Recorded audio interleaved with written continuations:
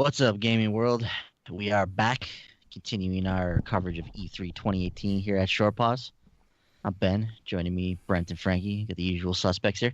So, guys, we're gonna continue on here, and we're gonna talk some Square Enix tonight. So they had their E3 presser this week, and they showed us a lot of things that we had already seen elsewhere, but they had some other cool stuff to show as well. And the coolest thing they had to show undoubtedly was what to my understanding is the first like official like gameplay segment we've ever watched for Shadow of the Tomb Raider. Hmm. So we look to be somewhere towards the beginning of the game, but they called this becoming one with the jungle. So we see this segment play out. It's a stealth segment, basically like a stealth action segment with Lara moving her way through the forest, kind of taking out this group of enemies one by one. And we see some of the abilities that she has. She's like covered in mud and camouflage, like moving through the jungle. She's attacking from above, down below. She's all over the place. I think my favorite thing I saw was when she used this fear dart. She like shot this dart into this dude, and he just started shooting his friends because he started hallucinating, seeing things. I was like, that's cool. That's cool that they have that in the game. But yeah, clearly as we talked about when Shadow of the Tomb Raider was revealed, uh, Lara makes no bones about killing people. I mean, she's just a cold-blooded assassin at this point, just taking people out left and right with like the skill of a highly trained mercenary. So she has clearly moved beyond her timidness with killing people, and is just a flat out just killer now. So Brent, talk to me about this segment, man. What'd you think about it? Oh, dude, and you weren't joking. I mean, seriously, watching that trailer, that's the first thing I thought. I was like, "Yep, she doesn't have any issues with this anymore. This is in her blood." And yeah, the stealth element was very, very strong. It was very cool. Her moving through the shadows, blending in with like a lot of the foliage around the area, scoping out enemies, marking them, targeting them. I especially like the one after she kills the dude at the computer, where she drops above, and it looks like it's like a combo attack, like a combo takedown. You'll see her mark one enemy, and then another symbol will show up on the screen, like two heads. Like this is gonna be the second person that you attack, and she kills the one guy, and it just goes right into the animation of her taking out the other guy. So it's really cool awesome. how you can like you'll be able to chain those attacks together to take down multiple groups. So the combat looked really, really good. The bow and arrow, it still looks to be very lethal, and like you mentioned, using that fear dart, and then you saw her using like a gas can that she turned into like a Molotov cocktail and just threw it on a group of people and killed them, and that was the end of the demo. But man, the one thing that was really just it was just like is when she would stab people and then she'd pull the blade out, and just the sound it would make on its way out, I was just like, oh my god, it just sounded horrible. But I mean, it was really cool. I mean, like you said, it was awesome. She was like Dutch in Predator. She's moving, she's covered in mud. She's like, you can't see me. She's just a stone cold killer in this demo. But the stealth elements were cool. The gameplay looked awesome. Especially like the section they showed at the beginning before they got to the gameplay on the plane. As it's going down, that was pretty intense. So I mean, this is going to be an intense, very gritty adventure, and what they're calling is like basically like the big story, and when it comes to forming Lara Croft and who she is. Yeah, Frankie, this is a very very dark like. This game has just been very, very dark from the get-go. All the trailers we've seen, the gameplay segment we watched, yeah, like Brent said, this is violent, this is dark, this is gritty. So yeah, it's definitely the new Tomb Raider games. They've been violent, but this one is kicking it up a notch to the next level. What'd you think about what we saw here? So all the trailers we have seen have been very action focused. Mm-hmm. So I was kind of worried that this one would be much more gunplay, bow and arrow. I wasn't sure where stealth would fit in, and now I know. Wow, just the stuff that she is able to do in this game. This is kind of like watching that Last of Us reveal. Just watching Ellie like sleuthing around and slowly snuffing people out, but watching Laura do it and just cover herself in mud, and then she's up against the wall with the leaves, and just my God, this game looks like it's going to be incredible. So I was already excited about Tomb Raider, but watching this gameplay demo, I was like, I need to play this. I'm going to be really bad at it because I suck at stealth, but this looks like it's going to be fun stealth to mess around with. And Frank, just to add on what you said, man, it looks like this demo did a good job at showing all various types of play styles. I mean, there was stealth in there. Then we saw her use the explosive for more loud and proud. And then he also had the bow combat. So, I mean, we got to see a lot of different types of gameplay, and that's really good to see that you'll be able to play the game how you want to play it. Mm-hmm. Yeah, definitely. So I agree with you guys. It was a cool segment, like all the abilities that they were showing off there. So it looks like the game's coming along nicely. Once again, that'll be out September 14th. Moving on from there, we saw the latest trailer for Final Fantasy XIV Stormblood. We saw the latest patch coming out. Obviously, patches in Final Fantasy XIV are much different than patches in other games. They are. When you get a patch in Final Fantasy XIV, you get new areas, new stories, new quests. Like everything gets upgraded into the game. So this is kind of a big deal when a new patch comes out for the game. And we also saw, Franklin, that Monster Hunter World crossing over with Final Fantasy XIV this summer. And from what it looks like, man, it looks like you're gonna be fighting dragons and it like in the world of Final Fantasy XIV, like Monster Hunter dragons. Yep, Rathalos. Yeah. So what do you know about this expansion, man, or this crossover? Not a whole lot. I think, like I said, the mission is just focused on taking down a Rathalos, which is one of the first bigger monsters that you fight. And he's like kind of the territorial monster for the Ancient Forest in Monster Hunter. So he's also like one of the iconic characters from the franchise. You know, he's the one that's etched on the PlayStation 4 Pro they did. So like, he's one of the more popular monsters. So, dude, I'm actually interested in playing Final Fantasy 14 just to experience this. Just because I want to see how that is. I thought, and it was funny too, because like when that trailer starts, you know, they have the Final Fantasy character, and then the little Palico comes running up in the field, and like, oh, what's this? So, actually, hilariously enough too, I don't know what the Behemoth is. That's a Final Fantasy thing. Do you guys know anything about it? Okay. Yeah. So there's going to be a Monster Hunter, you know, that's actually going to be a Monster Hunter later this year too. So, really cool to see them collaborating. Yeah. Monster Hunter crossing over with any and everybody. That's true. They are taking all comers. So if you are interested in crossing over with Monster Hunter, reach out to Capcom. They'll get you into the game. Now, when you talk about patches, boys, now did you remember also? Now, are we talking about an update that we'll see when we turn on our PS4 or our PS4 and we see the update for the game, or are we talking about the patch when we log into the game and you have like thousands of gigabytes of information? What patch are you talking about here? Yeah, that's what I'm talking about. When you log into Final Fantasy 14, you're gonna have to download some kind of an update from the servers there. I believe they've fixed the issue I had last time I tried to update the game, and I had to constantly switch between servers to get it to download. But yeah, it's a big deal when Final Fantasy 14 gets a patch, and that one will be coming out shortly. Next, we saw the Awesome Adventures of Captain Spirit make an appearance again. It was confirmed that this is a free download on PS4, Xbox One, and PC, so free on all platforms. Comes out June 26th, set in the Lost Life is Strange universe. And they mentioned that it's not Life is Strange 2, but it's the first steps into this world and maybe kind of bridges the gap into Life is Strange Season 2. So if you're a Life is Strange fan, you're probably going to want to check that out. Yeah, I just to chime in real quick. I thought it was interesting that when they mentioned that, I think they had said, like, you know, because Life is Strange is this massive universe, you know, so it's not necessarily just, you know, Chloe and Max, you know, from the first game. So I'm expecting, you know, kind of like the 400 Days DLC was for Walking Dead. Like, these are characters that we're going to end up, you know, seeing and interacting with at some point in time. You know, they'll crisscross somewhere. So it seems like Life is Strange 2 is going to be a very drastically different thing from the first one. So that's exciting. I like when developers are willing to take chances and, you know, kind of establish, like, look, there's a universe with a shared idea, but not necessarily all, you know, like we don't need Max and Chloe to, you know, be a Life is Strange game.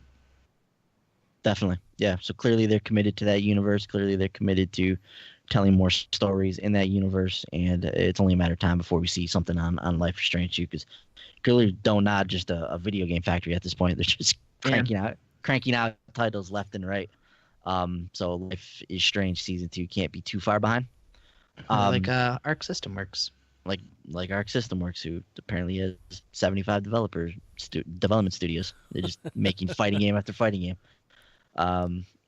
So moving on from there, Dragon Quest XI, Echoes of an Elusive Age. We saw another trailer for that. That will be releasing on September 4th, so on Forsaken Day. So I bid you adieu, Dragon Quest 11. I never knew you. Didn't they tease a crossover event for Final Fantasy with this too? Yeah, there was with the mobile version, Brave, Yeah. Brave Exvius. Yeah. So some kind of collaboration with one of the Final Fantasy mobile titles. There's a limited edition for the game as well that was revealed. So you can get out and purchase that if you're interested. Privacy. That's a pretty looking game. I'm kind of sad that it's coming out when it is because Yeah.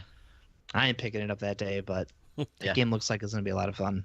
Yeah, I mean Dragon Quest, arguably one of the most popular games in the world. I mean it's one of the biggest games in Japan every single year. So this is a huge release.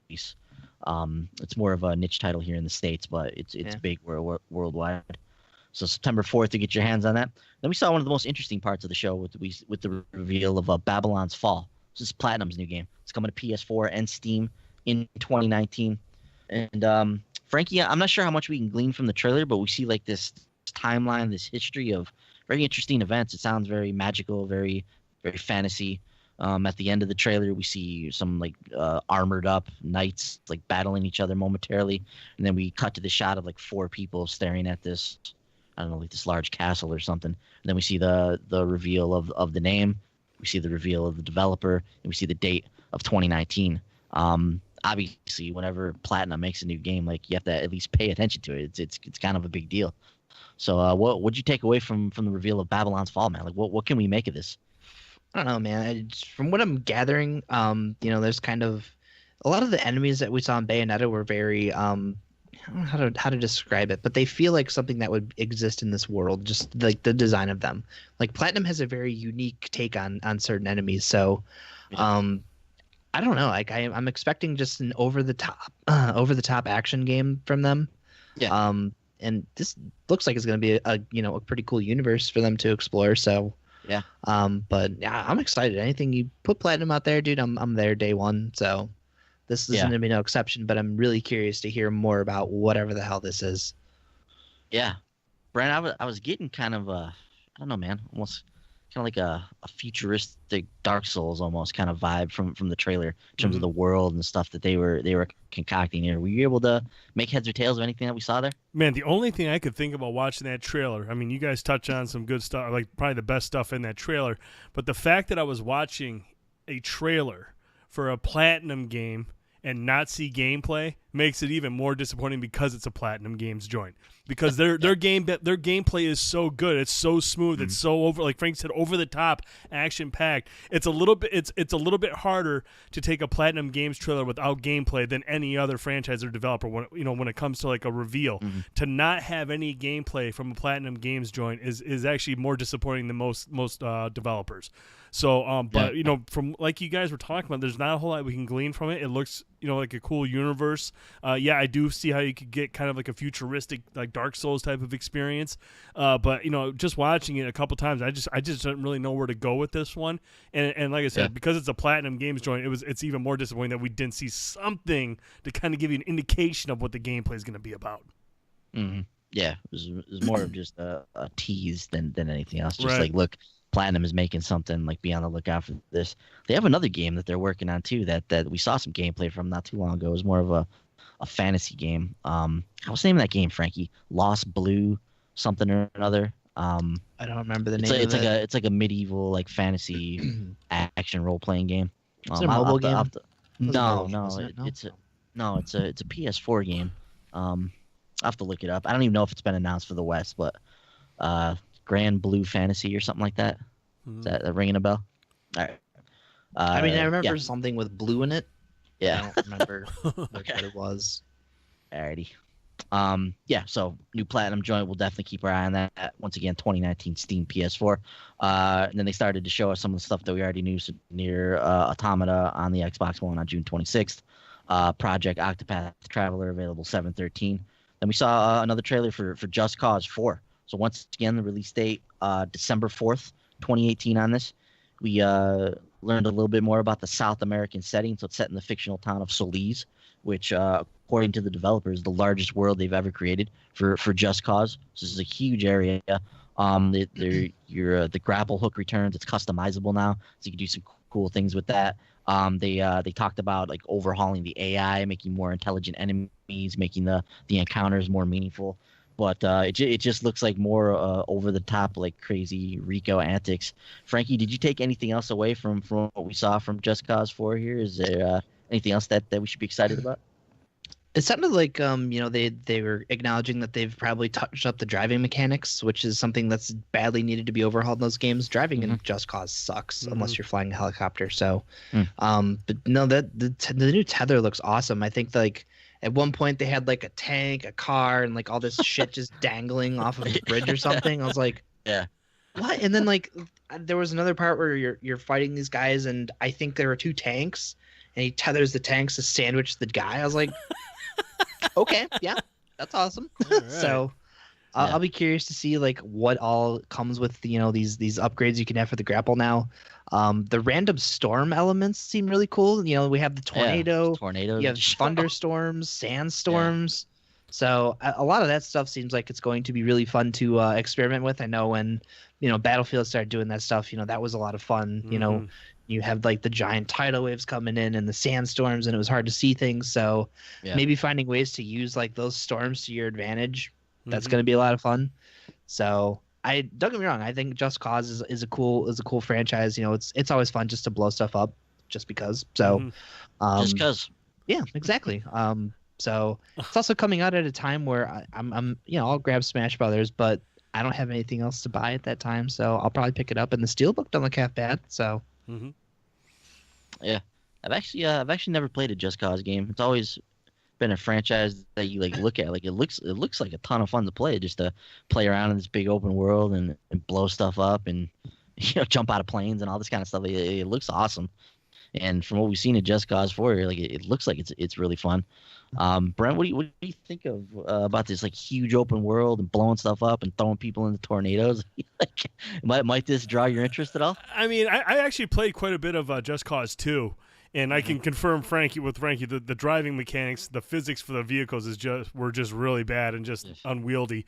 But dude, yeah, the whole just Rico being Rico, just going in there and causing as much chaos as possible is always appealing because, and the fact that they're saying this is the largest world ever, Just Cause 2 is a big world. My understanding is Just Cause 3 was a really big world as well. So the fact that they're expanding on that, giving you more of a playground to blow shit up, I mean, that's always a good thing. And I love the sound of this weather dynamic and all that stuff. Like we saw in the trailer, we saw that tornado like taking down a plane and going through the city. And I'm sure that leads to some very intense moments.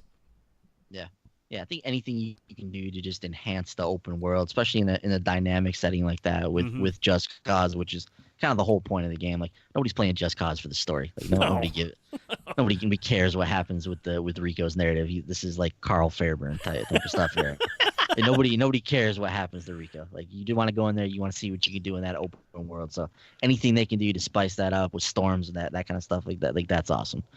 So I think that'll probably end up going over well with fans. And then am I thinking of the right game? But didn't he tether like balloons to a car? Yeah. Yes. So yeah. Yep. Yeah. Yep. And just carried him off. Yeah. There's gonna be some wacky stuff. Like I think we saw some 747s like going around in that tornado. Like they were sucking up planes and stuff. Oh, yeah. I mean it's gonna be extreme. Just Cause is gonna take it to the next level. And then from there we saw The Quiet Man, which is another game coming to PS4 and Steam. We're gonna learn more about this game in August. I think this game actually releases in August. So I don't know what to make of this game. I did find a little blip here. Polygon had a write up about it. They actually pulled this off of the YouTube description for the game, but it's coming in August, and it's listed as this. So The Quiet Man delivers an immersive, story-driven cinematic action experience, seamlessly blending high-production live action, realistic CG, and pulse-pounding action gameplay. Embark on an adrenaline-fueled motion picture-like experience, which can be completed in one sitting. The tagline for the game is "Silence rings loudest." The protagonist appears to be deaf, from what we saw. So I'm really curious on how they're going to tackle this angle. But I didn't get any of this from the trailer, Brent. But what do you think about when you hear about it? It sounds like it's gonna blend live action, CG and gameplay into like a single sitting cinematic experience. What's your thought on what we've seen from Quiet Man? And then when you hear that description, is this something that piques your interest? I mean, I think we saw it in that trailer. I mean, it starts off it's live action. And the protagonist has a back and forth with a couple of what appear to be gang members, and as they approach him, it zooms to the side of the protagonist, and then as it backs out, we're at gameplay. We're actually in game engine, and then we get to see the combat, which looks pretty intense and pretty brutal. But I looked at this thing and immediately I thought of Quantum Break. I mean, we saw Quantum Break go from the storytelling elements with the episodes, and then it would transfer into gameplay. This looks like it's almost like the next evolution of what Quantum Break tried to do. Going from real live production values into gameplay, this one seems to seamlessly blend it even more so. So I was always wondering, after we play Quantum Break, are we going to see something more like this? And I think this is the next like natural step. I mean, there's no episodes and there's no cutting. It's just you're live action, then they do some like camera work, and then you're right to gameplay. And I think that's really cool. I think that's an interesting idea, and the fact that you can play through it in one sitting, that's interesting as well. Now, hopefully there's other ways that the story can play out. Hopefully there's some replayability, because if I can finish it in one sitting, hopefully it's not too expensive of a game. And I hope if it is just one sitting and it's just one playthrough, I hope those production values they're talking about are really, really high, because it has to be a meaningful experience. It has to be a memorable experience if it's only one playthrough. Yeah. At the time, Frankie, when they debuted, I had no idea we were like watching the actual game when the real life stuff was in there. So it appears at this point that was the actual game we were watching the entire time, and it's moving from real actors into the game setting. What's your read on this one, man? I was actually impressed. When watching that trailer play out. Like you said, just going seamlessly from, like a live action video. I didn't even at first realize it was a game, it wasn't until like they panned back in on the characters, like, oh, that's not a video anymore. Like the way that they did it, I had no idea. Yeah. And that blew me away. No idea what to expect from it though. I don't even know who's developing it. That we got the press release for it. It's developed by Human Head, Frankie, of Prey. Seriously. Yeah. Yeah. All right. I'm excited now. Interest peaked. Yes, I love them. So that's weird. They didn't even have the developer in the press release, but yeah. No, now that I know that, dude, I'm doubly interested. Like this already seemed like a really unique idea. Almost kind of reminded me of like the concept behind like Baby Driver a little bit. Just like, watching this guy like kind of, all of a sudden start kicking someone's ass, and I don't know if like he was listening to headphones or something, but I don't know why I got that vibe, but I just did. But it was just funny, like at the end of it, he sets the bag down on the guy and walks away. So I'll be curious to see what this is, and it seems like something that'll be very interesting story-wise at the very least. So, dude, if Human Head's behind it, dude, that's gonna be awesome. Yeah, from the Polygon article here, the developer behind the Quiet Man is the Wisconsin-based Human Head Studios, whose logo can be spotted at the bottom of the game's website. Human Head has kept a low profile since the 2014 cancellation of Prey 2. So interesting, yeah. Yes, we'll definitely keep our eyes out for the Quiet Man, see what becomes of that. But yeah, it's always fun to see these experiments, even if it might not, even if it doesn't pan out. It's interesting to see developers like try this experimental stuff and see how it's received.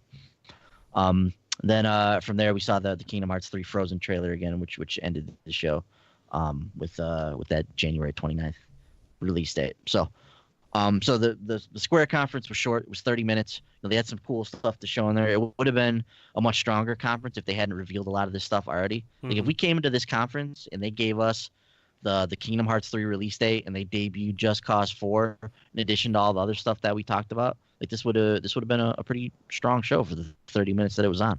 But yeah, as such, a lot of this stuff we had already seen. But the Tomb Raider gameplay, seeing more of Just Cause, getting these hints of some of these interesting games like Babylon's Fall and The Quiet Man was cool. But overall, maybe a conference that didn't need to happen because we had already seen a lot of this stuff elsewhere. These were things that they could have put into some of the other big conferences. Like they could have moved the Tomb Raider gameplay into the Xbox conference or something like that. Right. So yeah, but what's your read on the overall conference, Brent? There was a lot of people talking on social media and saying that, that Square managed to one-up EA in terms of being a terrible press conference, but I don't even think it's close. I mean, I think EA walked away with that title, by a large margin. So, but no, I thought it was a decent press conference, some good stuff. I mean, the Tomb Raider thing was awesome, but I'm really interested in The Quiet Man, and Just Cause 4. Obviously, it looks like it's going to be a lot of fun. But again, like you mentioned, though, a lot of this stuff we'd already seen at other press conferences, and there probably wasn't really a need for this huge venue and this presser and all this jazz. I think it could have just been, like you meant, put Tomb Raider over on the Xbox show and be done with it, because basically everything else we saw we'd already seen. Yeah, you feel the same, Frankie? I don't know, because this one was kind of like a Nintendo Direct in a lot of ways. It was pre-recorded. Yeah. So, but a lot of it confused me, because they had literally not leaked, but like everything that they had there they'd announced over the course of the last couple of days. Yep. Even the Kingdom Hearts release date, which is why people would have been excited to watch this. They just put it up on Twitter a couple days before. I don't understand why they would do that. But the reason I would disagree that this conference, was worse than EA, this conference sold me on a day one purchase for both Tomb Raider and Just Cause. Mm-hmm. I didn't have much interest in Just Cause prior to seeing more gameplay and, learning more about it based on what we'd seen before. So now I'm like, okay, yeah, dude, Just Cause looks pretty freaking cool. I need to get in there and play that. Hell, I even have like an interest in checking out Final Fantasy now just for Monster Hunter stuff. So, and even Dragon Quest, that was a game I knew was coming out. We hadn't seen like a ton of gameplay, but we saw a little bit more this time around, and the game looks really fun. So I'm very interested in that. It's just going to become a casualty of, the release timing, unfortunately. But I think overall the stuff that they showed, I felt, outside of Kingdom Hearts and just the fact that everything else had already been shown pretty much anywhere else, for the stuff that they brought and decided to really delve into was well worth the time. Yeah, I mean, it was 30 minutes long, so there was not much they could have did wrong in that 30 minutes. Their greatest fault was that they just showed stuff that had already been showed elsewhere.